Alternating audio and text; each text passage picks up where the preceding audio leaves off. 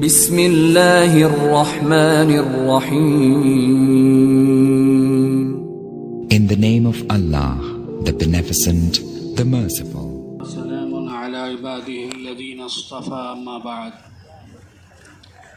فقد قال الله تبارك وتعالى في القرآن المجيد والفرقان الحميد أعوذ بالله من الشيطان الرجيم بسم الله الرحمن الرحيم لا إكراه في الدين قد تبين الرشد من الغي فمن يكفر بالطاغوت ويؤمن بالله فقد استمسك بالعروة الوثقى لا انفصام لها والله سميع عليم. الله ولي الذين آمنوا يخرجهم من الظلمات إلى النور والذين كفروا أولياؤهم الطاغوت يخرجونهم من النور إلى الظلمات أولئك أصحاب النار هم فيها خالدون. صدق اللہ العظیم. محترم بزرگوں اور دوستو، جو آیتیں آپ کے سامنے پڑھی گئی ہیں ان کا ترجمہ یہ ہے کہ اللہ تعالیٰ فرماتے ہیں لا اکراہ فی الدین، دین اسلام میں کوئی جبر اور زبردستی نہیں ہے. قد تبین الرشد من الغی،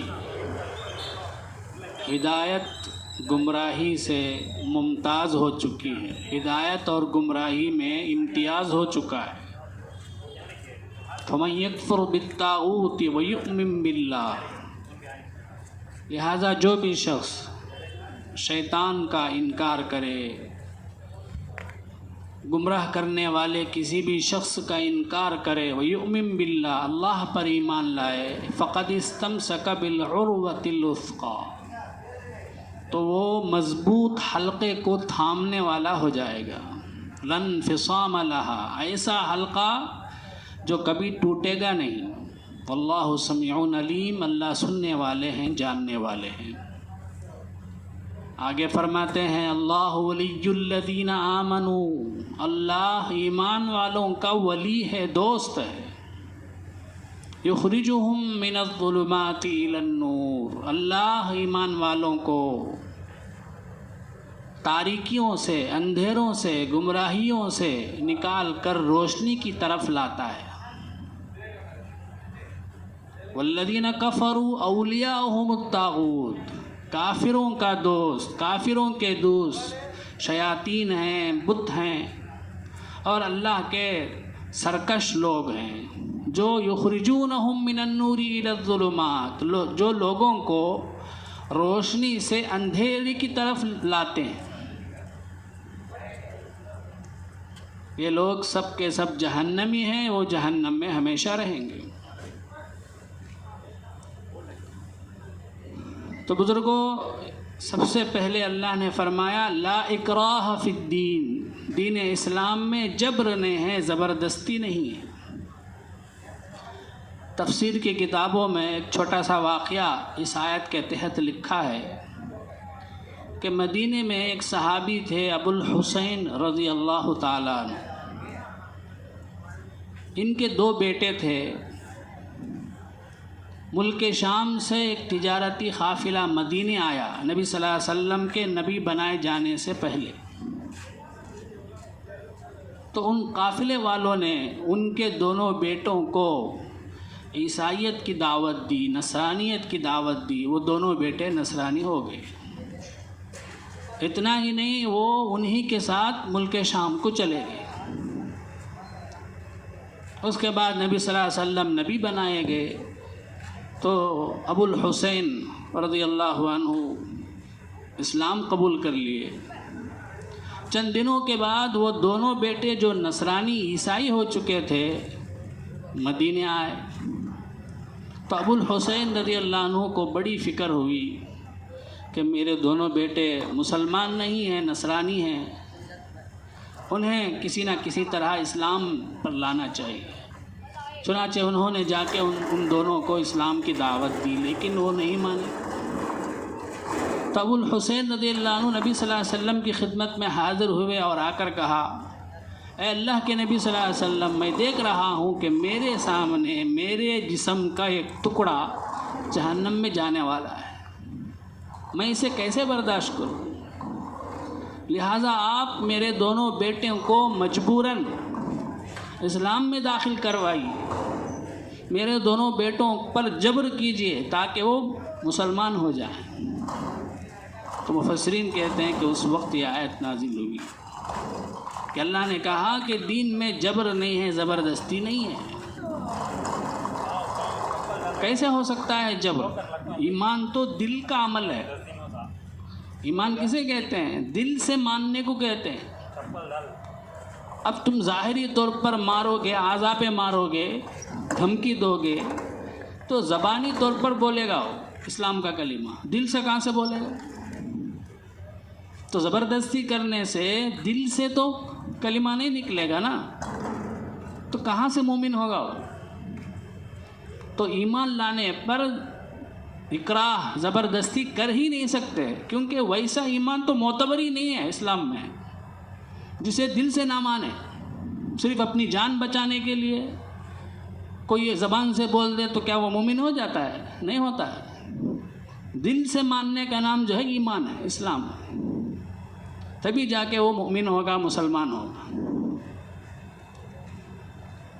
اب اس آیت کو رکھ کے بعض دشمنان اسلام پر اعتراض کرتے ہیں، قرآن میں تو ہے دین میں زبردستی نہیں ہے، جبر نہیں ہے، لیکن اسلام جو ہے تلوار کے زور سے پھیلا ہے، تلوار کے زور ہی سے اسلام پھیلا ہے، اسی لیے اسلام کے اندر جہاد فرض ہے۔ تو یہ جو ہے خامخواہ کا اعتراض ہے۔ پہلی بات تو یہی ہے کہ ایمان دل کا نام ہے، دل کے ماننے کا نام ہے۔ اب آپ تلوار کے ذریعے سے کسی کو زبردستی کریں تو وہ زبان سے بولے گا، دل سے ایمان نہیں لائے گا تو اس کا ایمان ہی معتبر نہیں۔ اور دوسری بات یہ ہے کہ اگر کہیں اسلامی حکومت ہو، اسلامی سلطنت ہو تو اس کی حفاظت بھی ضروری ہے۔ اگر آس پاس میں سب غیر اسلامی ممالک ہیں، اگر ان کو ایسے ہی چھوڑ دیں تو پھر ان کو خطرہ رہے گا، ان کو اپنی اسلامی سلطنت کو بچانے کی ضرورت ہے، اپنے دین پر قائم رہنے کی ضرورت ہے۔ تو اب اسلام کا حکم یہ ہے کہ آس پاس کے جو بھی ممالک ہیں ان کو جا کے 3 باتیں پیش کرو۔ پہلے اسلام کی دعوت دو، اسلام لے کر آئیں تو ٹھیک ہے۔ دوسرا جزیہ کی قبول کرنے کی دعوت دو کہ تم ہمیں جزیہ ادا کرو، ٹیکس ادا کرو، ہم تمہارے جان مال کی حفاظت کریں گے اور تمہیں تمہارے دین پر ہم چھوڑ دیں گے، ہم کوئی زبردستی نہیں کریں گے۔ اسلام کا حکم ہے، کہیں بھی جائے تو یہ 3 باتیں پیش کرنا، یہ 2 باتیں پہلے پیش کرنا، اس کے بعد ہی لڑائی ہے، جہاد ہے۔ اب یہ سب کیا حکم کیوں ہے؟ یہ اس سے معلوم ہوا کہ اسلام میں زبردستی نہیں ہے، ورنہ یہ آپشن کیوں دیا جاتا، یہ اختیار کیوں دیا جاتا؟ سیدھا جا کے مارتے، ایسا تو نہیں ہے نا اسلام میں۔ یہ ضروری ہے، سب سے پہلے ان کو دعوت دینا ضروری ہے، اسلام کی دعوت۔ نہیں مانے تو جزیہ کو ٹیکس دینے کی دعوت دینا ضروری ہے، وہ بھی نہیں مانے تو تیسرا آپشن ہے وہ۔ تو اس سے بھی معلوم ہوا کہ دین میں زبردستی نہیں ہے۔ اسی طرح سے اگر مسلمان کہیں لڑائی میں، کافروں کے ساتھ لڑائی میں مصروف ہوں، مشغول ہوں، تو اسلام کا سخت حکم ہے کہ جنگ میں عورتوں کو قتل کرنا جائز نہیں ہے، بچوں کو قتل کرنا جائز نہیں ہے، راہبوں کو، پادریوں کو قتل کرنا جائز نہیں ہے۔ سخت تاکیدی حکم ہے اسلام میں۔ اگر اسلام میں زبردستی ہوتی، جبر ہوتا تو یہ حکم کیوں ہے؟ اس کے علاوہ بزرگوں اور دوستوں، پوری دنیا کے اندر اسلام جو پھیلا ہے وہ اس کے عدل و انصاف کی وجہ سے پھیلا ہے، اس کے اخلاق کی وجہ سے پھیلا ہے، دیانتداری، امانت داری کے ذریعے سے پھیلا ہے۔ صحابہ جس ملک میں گئے انہوں نے عدل و انصاف کا مظاہرہ کیا، اپنے اخلاق کا مظاہرہ کیا، امانت داری کا مظاہرہ کیا، تو اسلام پھیلا۔ آج بھی اسلام پھیل رہا ہے۔ کہاں جہاد ہو رہا ہے کیا؟ کہاں پھر بھی پھیل رہا ہے؟ نہیں، تلوار کے ذریعے سے پھیلتا بولے تو اب پھیلنا نہیں، پھر ابھی بھی پھیل رہا ہے اسلام۔ کیسے پھیل رہا ہے؟ اس سے معلوم ہوا کہ اسلام میں جبر نہیں ہے. اسلام جو ہے تلوار کے زور سے ہرگز نہیں پھیلا. ایک واقعہ ذکر کرتا ہوں. حضرت علی رضی اللہ تعالیٰ عنہ خلیفہ تھے، چوتھے خلیفہ. ایک مرتبہ ان کی زرہ گم ہو گئی. زرہ بولے تو لوہے کا لباس، جنگ میں جو پہنتے ہیں نا تلوار کی وار سے بچنے کے لیے، وہ زرہ گم ہو گئی. تو انہوں نے دیکھا کہ ایک یہودی کے پاس ہے. انہیں یقین تھا کہ میری ہی زرہ ہے. تو یہودی سے جا کر کہا کہ یہ میری زرہ ہے، مجھے دے دو. یہودی انکار کرنے لگا، نہیں یہ تو میری زرہ ہے. تو اس نے کہا کہ اب ہمارا تمہارا فیصلہ قاضی کرے گا. چنانچہ وقت کا خلیفہ، وقت کا بادشاہ مقدمے کے لیے قاضی کے پاس مقدمے میں حاضر ہوتا، عدالت میں حاضر ہوتا ہے. ایک طرف کون ہے؟ وہ بھی غیر مسلم یہودی، اور دوسری طرف خلیفہ وقت. جیسے ہی قاضی صاحب نے دیکھا، ان کا نام تھا قاضی ابو شریح رحمۃ اللہ علیہ، تو وہ اپنے مسند سے اتر کر آئے. تو حضرت علی رضی اللہ عنہ نے فرمایا کہ نہیں، آپ اپنے مسند پر بیٹھیے، میں آپ کے پاس ایک مقدمہ لے کر آیا ہوں، آپ کو مسئلہ حل کرنا ہے. تو چنانچہ جا کے بیٹھ گئے. تو حضرت علی رضی اللہ عنہ نے مقدمہ پیش کیا کہ اس کے پاس جو زرہ ہے وہ میری ہے، یہ میرا دعویٰ ہے. تو قاضی ابو شریح رحمۃ اللہ علیہ نے پوچھا، آپ مدعی ہوئے، جو دعویٰ کرتا ہے اس کے اوپر ثبوت پیش کرنا ضروری، 2 گواہ پیش کرنا ضروری ہے. تو آپ مدعی ہیں تو آپ کے پاس کیا گواہ ہے کہ یہ زرہ جو یہودی کے پاس ہے وہ تمہاری ہی ہے؟ تو حضرت علی رضی اللہ عنہ نے 2 گواہوں کو پیش کیا. ان میں ایک گواہ حضرت علی رضی اللہ عنہ کے بیٹے حضرت حسن یا حضرت حسین رضی اللہ عنہ تھے. تو قاضی ابو شریح رحمۃ اللہ علیہ نے کہا کہ اے علی، اے خلیفۃ المسلمین، آپ کے پاس ایک ہی گواہ ہے، اور ایک گواہ کو لے کر آئیے. حضرت علی کہنے لگے یہ تو میرا بیٹا موجود ہے،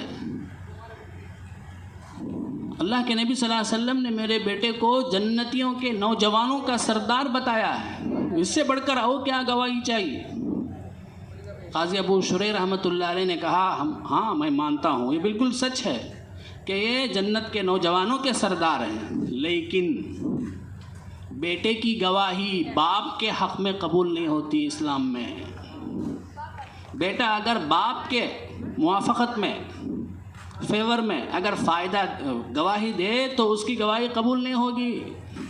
اس لیے اب تمہارے بیٹے کی گواہی نہیں چلتی، اور ایک گواہی لاؤ. تلی کہنے لگے میرے پاس تو اور گواہ نہیں ہے. تو قاضی ابو شریح رحمۃ اللہ علیہ نے کہا پھر تو اصول کے مطابق اب یہودی سے قسم لی جائے گی. اب وہ قسم کھا کے کہے گا میری ہی ہے، اگر کہہ دے تو اسی کی ہو جائے گی. علی نے کہا اب میں کیا کر سکتا ہوں. چنانچہ اس نے قسم کھا لی یہودی نے کہ میری ہی ہے. تو فیصلہ ہو گیا کہ اب وہ زرہ یہودی کی ہے. اب فیصلہ ہو گیا، باہر آ گئے. تو اس پر اس یہودی کو اتنی حیرانی ہوئی، اتنا تعجب ہوا.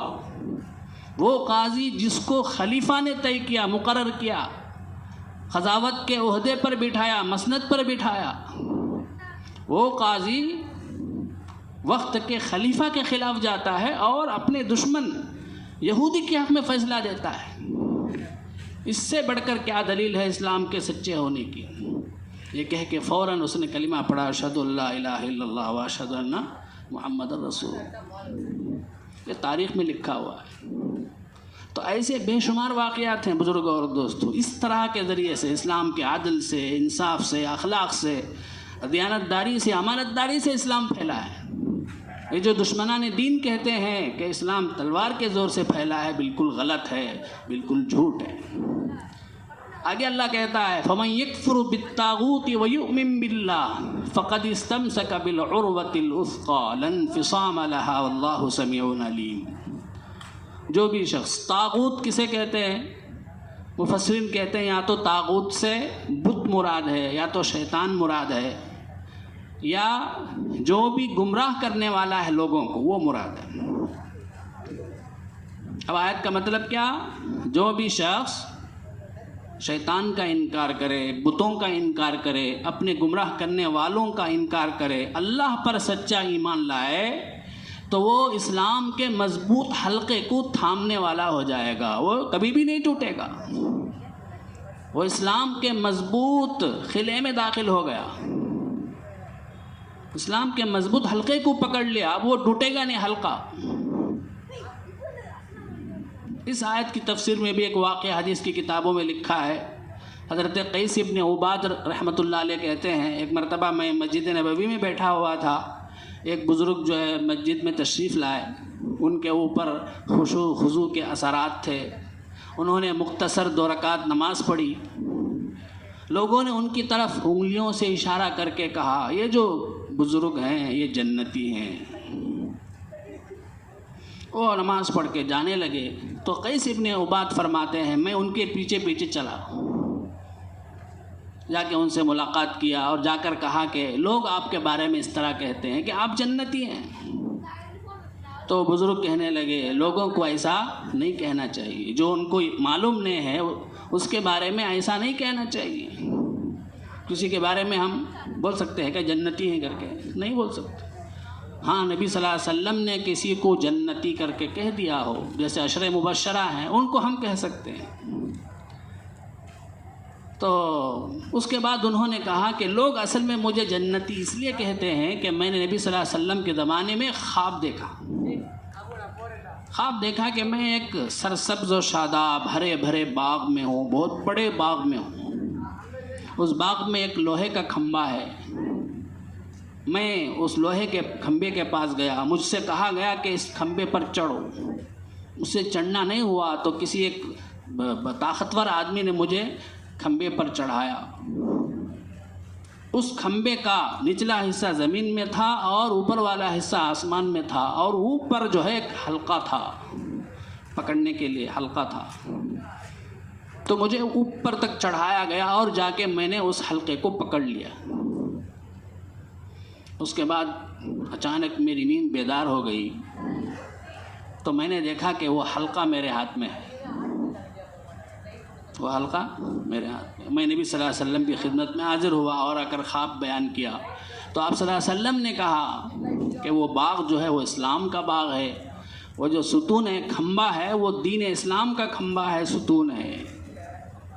اور قرآن میں جو العروۃ الوثقی بول کر آیا ہے نا، وہ وہی حلقہ ہے۔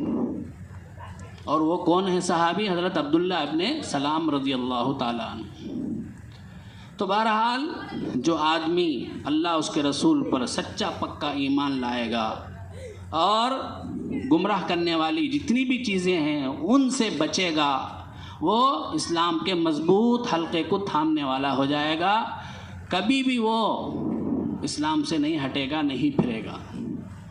لیکن جو ایمان میں پھسپھسا ہو، انہیں بولیا انہیں بولیا، ان کا بیان سنیا ان کا بیان سنیا، اب اس کی وجہ سے ایمان خراب ہو گیا، عقیدہ خراب ہو گیا، تو بزرگوں اور دوستوں اب انہیں پکڑیا ہی نہیں، برابر انہیں اسلام کو مضبوطی سے تھاما ہی نہیں، تو کہاں سے اس کا ایمان بچے گا؟ آج کل وہی زمانہ ہے، جگہ جگہ ارتدادی فتنے، دین سے پھیرنے والے فتنے پھیل رہے ہیں۔ شکیل ابن حنیف بول کے ایک پیدا ہوا ہے، وہ اپنے آپ کو میں مہدی علیہ السلام ہوں، مہدی ہوں بولتا ہے، کبھی میں عیسیٰ علیہ السلام بولتا ہے۔ ریاض گوہر شاہی بول کے تھا ایک آدمی، اس کے ماننے والے بھی ہیں، وہ بھی اسی طرح کا دعویٰ کرتا ہے۔ انجینئر مرزا بول کے ایک ہے، نمبر کا جاہل، اس کو ماننے والے بھی ہیں، اسے فالو کرنے والے بھی ہیں۔ آپ کیا تو بھی گوگل میں تلاش کرو اسلام، کیا تو بھی دین کے بارے میں باتیں، تو اس میں ہے نا الفضل بول کو ایک ویب سائٹ آتا ہے، قادیانیوں کا ہے، وہ کس کا ہے؟ قادیانیوں کا۔ الاسلام بول کے ہے، کیا کیا کیے۔ تو بزرگوں اور دوستوں، یہ جو انٹرنیٹ ہے اس کے ذریعے سے طرف فائدہ ہے تو نقصان بھی بہت زیادہ ہے، دینی اعتبار سے، اخلاقی اعتبار سے، دنیاوی اعتبار سے نقصان بھی زیادہ ہے، ایمان کے اعتبار سے بھی نقصان زیادہ ہے۔ تو اس لیے چاہے کسی کا بیان یوٹیوب میں سنیں یا کوئی جو ہے ویب سائٹ میں کوئی بات تلاش کریں، تو جب تک ہمیں یقین نہ ہو کہ یہ ہمارے دیوبندی علماء کا ہے، قاسمی علماء کا ہے، تب تک اسے کھولنا بھی نہیں، اس کے قریب بھی نہیں جانا ہے۔ علماء سے تعلق رکھنے کی ضرورت ہے، انٹرنیٹ سے نہیں، گوگل سے نہیں۔ اب یہ شکیل ابن حنیف ہے نا، لوگوں کو گمراہ کرتا ہے، میں مہدی ہوں۔ اب لوگوں کو معلوم نہیں، حالانکہ حدیث کے اندر اللہ کے نبی صلی اللہ علیہ وسلم نے صاف صاف علامتیں بتائی ہیں، مہدی کون ہیں، کیسے ہوں گے۔ حدیث میں آتا ہے آپ صلی اللہ علیہ وسلم نے فرمایا وہ میرے خاندان سے ہوں گے، حضرت حسن رضی اللہ عنہ کے خاندان سے ہوں گے یا تو حسن حسین رضی اللہ عنہ کے خاندان سے ہوں گے۔ ان کا نام میرے نام کے موافق ہوگا، یعنی محمد، اور ان کے والد کا نام بھی میرے والد کے نام کے موافق ہوگا، یعنی عبداللہ، محمد ابن عبداللہ۔ نامج برابر نہیں، شکیل ابن حنیف بول کو ہے نام، کہاں سے بھائی انہیں مہدی ہو سکتا؟ اور لوگ جو ہے مکے سے وہ مدینے کو چھوڑ کے مکہ جائیں گے، طواف کر رہے ہوں گے حضرت مہدی، اس وقت وہاں کے جو ابدال ہوں گے، بزرگان دین ہوں گے، ان کو پہچان لیں گے، ان کے ہاتھ پر بیعت کریں گے۔ اب انہیں کب گیا معلوم نہیں، دیکھا کہ نہیں، کہ نصیب بھی ہوں گا نہیں اسے۔ اب اس کو ماننے والے ہیں، اب ان سے سوال کرتے، مہدی علیہ السلام آگے بولے تو دجال بھی آنا نہ، دجال کا آیا نہیں نہ بھی، تو لوگوں کو دھوکہ دیتے ہیں۔ آ گیا دجال، کیسا کا تو امریکہ فرانس ہے نہیں، انہیں دجال کیسا بھائی؟ دجال کے پیشانی پر کافر لکھو رہتا اگر کو حدیث میں آیا ہے۔ اب اردو جو پڑھنے والے ہیں نا، اب ذرا غور کرنا، امریکہ فرانس، امریکہ میں آخر میں کاف الف، فرانس میں سے کافر ہوگا نہیں، تو دیکھو یہ دونوں دجال۔ اب اس طرح سے دھوکہ دیتے ہیں، مانتے ہیں، ماننے والی بہت بڑی قوم ہے، ہمارے آندھرا میں ہے اور اسی طرح سے تمل ناڈو چنئی میں ہے، پلاورم میں۔ اب ان کے دھوکے میں آنے والے یا بھی غصہ کر لینا نہیں، جماعت کے ساتھیاں ہیں، اب بالکل کچھ بھی نہیں جانتے، ان کو کیا بھی معلوم نہیں، ان کو کیا بھی کر سکتے نہیں۔ انہوں جماعت کے ساتھیاں کو ذرا بڑا معلوم ہے نا، اللہ کے راستے میں جا کو کچھ نہ کچھ دین کے بارے میں جانے رہتے، اب ان کو جو ہے بہکانا آسان۔ تو اس لیے بزرگوں اور دوستوں، ایسے بیکار کی چیزوں میں مت پڑیں، علماء سے تعلق رکھیں، بزرگان دین سے تعلق رکھیں، جو صحیح علماء ہیں، صحیح مسلک کے ہیں، ان سے رابطہ رکھیں، ان سے مسائل دریافت کریں، دین کے بارے میں ایک گوگل کے پیچھے اس کے پیچھے نہ پڑیں۔ ہاں اگر کبھی مجبوراً دیکھنا بھی پڑے تو ہمارے جو اکابرین ہیں، دارالعلوم دیوبند ہے اور اسی طرح پڑوسی ملک کے بھی بہت سے ادارے ہیں، ہمارے اگر اکابرین کے ہیں تو ان کے ویب سائٹ سے ہم کوئی بھی باتیں نکال سکتے ہیں۔ اس کے علاوہ اجنبی ویب سائٹ وغیرہ کے ذریعے سے ہمیں ہرگز دھوکہ نہیں کھانا، ورنہ ایمان کا خطرہ ہے۔ اللہ مجھے بھی اور ساری امت کو بھی آنے والے فتنوں سے اللہ حفاظت فرمائے، محفوظ فرمائے، اور مرتے دم تک ایمان پر ثابت قدم رکھے۔ آمین و آخر دعوانا الحمدللہ رب العالمین۔ سبحان اللہ بحمدہ۔